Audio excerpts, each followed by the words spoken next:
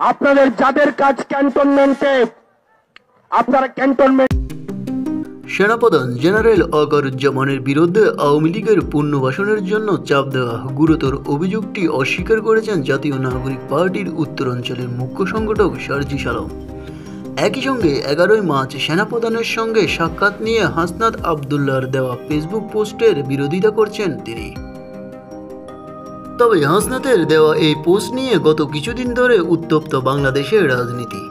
এই নিয়ে পক্ষে বিপক্ষে নানা মন্তব্য আসছে। সেনাপ্রধান হাসনাত সার্জিসকে ডেকেছিলেন না তারাই গিয়েছিলেন? তাদের সঙ্গে আর কে ছিল সেনাপ্রধানের বৈঠকে? কোনো রাজনৈতিক দল উপস্থিত ছিল কি?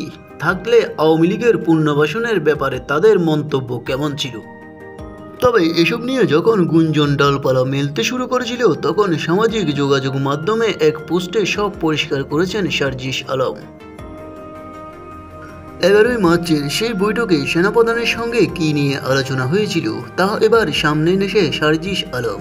11 মার্চ সেনাপ্রধানের সঙ্গে সাক্ষাৎ নিয়ে আমার জায়গা থেকে কিছু সংশোধন ও বিভাজন। তবে সেদিন আমি এবং হাসনাত সেনাপ্রধানের সঙ্গে গিয়ে কথা বলি। আমাদের সঙ্গে আমাদের দলের গুরুত্বপূর্ণ আরেকজন সদস্য যাওয়ার কথা ছিল, কিন্তু যাওয়ার পূর্ব মুহূর্ত ব্যক্তিগত সমস্যার কারণে তিনি যেতে পারেননি।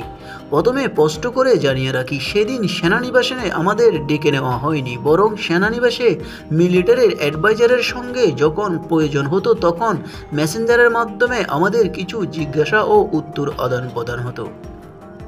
তবে সেদিন যাই কিছু হয়েছে, রাজনীতির ময়দানে এসে এমন বলাটা উচিত হয় নাই হাসনাত আবদুল্লাহর, এমনটাই বলেছেন সার্জিস আলম।